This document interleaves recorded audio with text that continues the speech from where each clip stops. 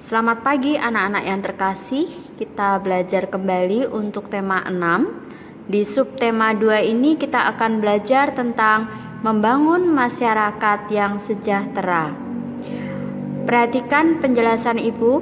Faktor masyarakat sejahtera. Masyarakat dikatakan sejahtera jika yang pertama yaitu terpenuhi kebutuhan pokok. Kemudian yang kedua, terlindungi setiap kepemilikan dari masyarakat tersebut. Nah, perhatikan, kebutuhan pokok manusia itu terdiri dari sandang, itu pakaian, kemudian papan, itu tempat tinggal, pangan, itu makanan, pendidikan, dan terutama juga kesehatan. Itu merupakan kebutuhan pokok di mana kebutuhan tersebut harus terpenuhi. Kemudian selain itu juga kepemilikan. Setiap masyarakat tentunya pasti memiliki harta benda. Nah, ini juga perlu dilindungi. Kemudian jiwanya, nyawanya itu juga. Kemudian agama yang dia anut serta kehormatan, baik kehormatan diri maupun kehormatan keluarga. Jika semuanya ini sudah terpenuhi, maka masyarakat Indonesia akan menjadi masyarakat yang sejahtera. Anak-anak, setelah kalian memperhatikan penjelasan Ibu tentang syarat masyarakat yang sejahtera, Ibu akan menjelaskan tentang pengertian teks non-fiksi. Apa yang dimaksud dengan teks non-fiksi? Teks non-fiksi adalah sebuah teks yang ditulis berdasarkan keadaan sebenarnya, sesuai dengan kenyataan atau fakta yang jelas. Jadi bukan sebuah rekaan. Kalau fiksi itu adalah sebuah cerita rekaan. Itu bedanya antara fiksi dan non-fiksi. Nah, di cerita non-fiksi tadi kita akan belajar tentang paragraf. Nah, satu paragraf dalam sebuah teks, jadi dalam satu paragraf itu terdapat kalimat utama dan juga kalimat penjelas. Apa yang dimaksud dengan kalimat utama? Kalimat utama itu berisi tentang gagasan utama atau pokok permasalahan. Ini termuat dalam kalimat utama. Sedangkan untuk kalimat penjelas berisi tentang kalimat yang menjelaskan kalimat utama. Jadi kalimat utama kemudian dijelaskan dengan kalimat penjelas. Itu dalam satu paragraf. Nah, kita akan belajar juga tentang macam-macam paragraf. Saya mengenalkan ke kalian itu 2 macam paragraf. Yang pertama yaitu paragraf deduktif. Apa yang dimaksud dengan paragraf deduktif? Paragraf di mana kalimat utamanya itu berada di awal paragraf. Deduktif disebut dengan paragraf deduktif. Kemudian yang kedua yaitu paragraf induktif. Paragraf di mana kalimat utamanya ada di akhir paragraf. Nah, jadi dalam teks non-fiksi itu kita mengenal paragraf deduktif dan paragraf induktif. Baik, sekarang Ibu lanjutkan lagi penjelasan selanjutnya yaitu tentang hak warga negara. Nah, setiap warga negara itu memiliki hak dan kewajiban. Ya, di sini Ibu akan membahas tentang hak warga negara. Hak warga negara atau hak kita sebagai warga negara itu termuat di dalam pembukaan UUD 1945 alinea keempat. Juga dibahas dalam pasal 27 sampai dengan pasal 34. Ibu akan menjelaskan satu persatu.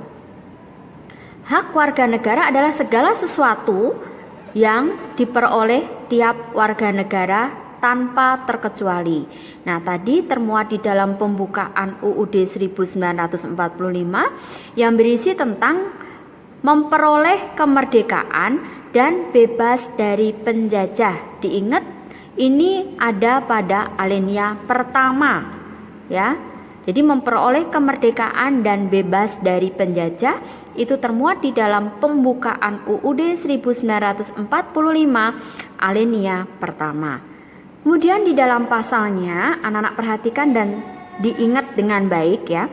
Pasal 27 ayat 1 itu tiap warga negara memiliki kesamaan di dalam hukum. Jadi pasal 27 ayat 1 memiliki kedudukan yang sama di dalam hukum. Pasal 27 ayat 2, tiap warga negara mendapatkan penghidupan yang layak, baik itu tempat tinggal dan pekerjaan. Sedangkan untuk pasal 28 itu menjelaskan tentang setiap warga negara memiliki hak untuk berserikat, berkumpul, membentuk sebuah organisasi, serta mengeluarkan pendapat. Itu juga diatur di dalam pasal 28. Nah, kita lanjutkan. Pasal 29 ayat 2 itu menyatakan bahwa tiap warga negara berhak untuk memeluk agamanya masing-masing dan beribadah sesuai dengan agama dan kepercayaannya.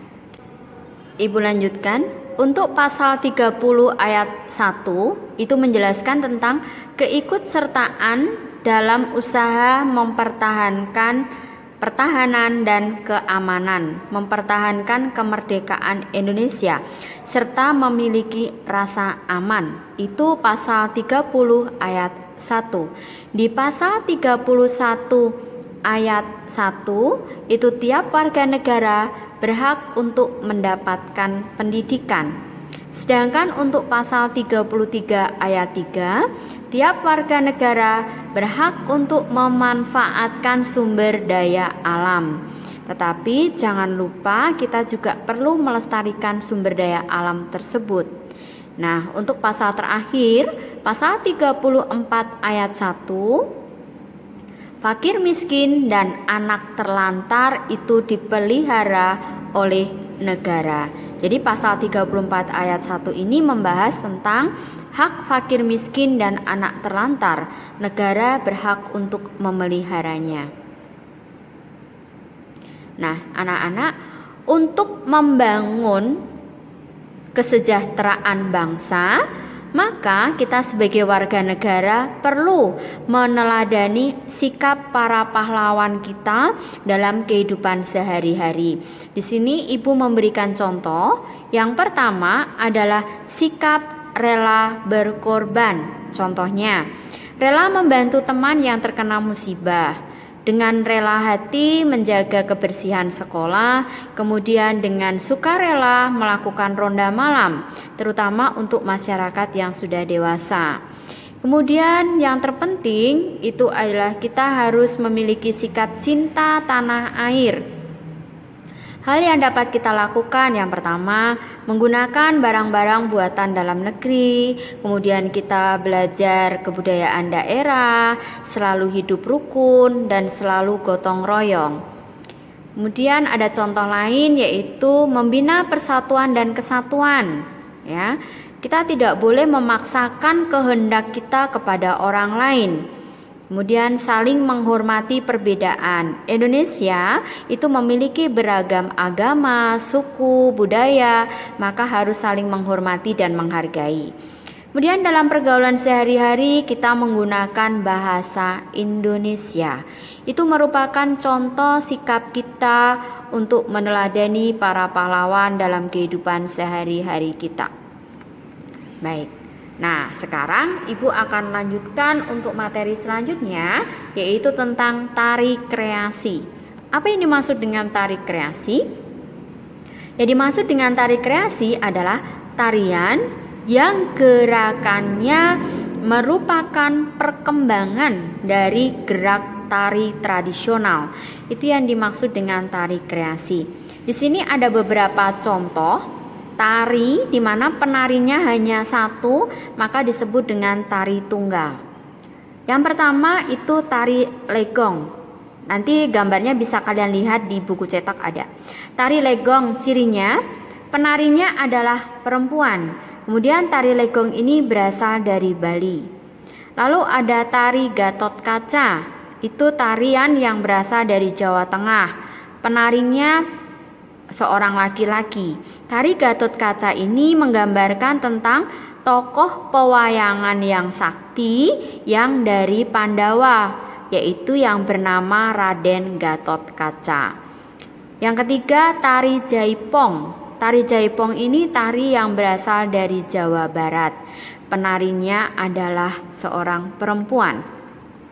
Nah, anak-anak, kita perlu mengenal tarian-tarian daerah, tarian-tarian tradisional. Ini merupakan salah satu sikap kita untuk mencintai dan mengisi kemerdekaan Indonesia.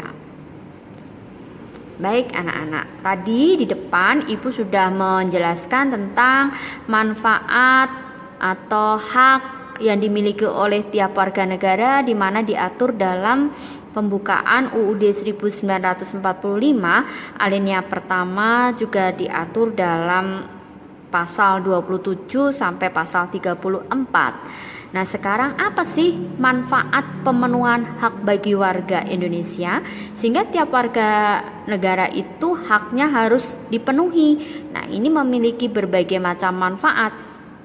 Yang pertama, di bidang pendidikan.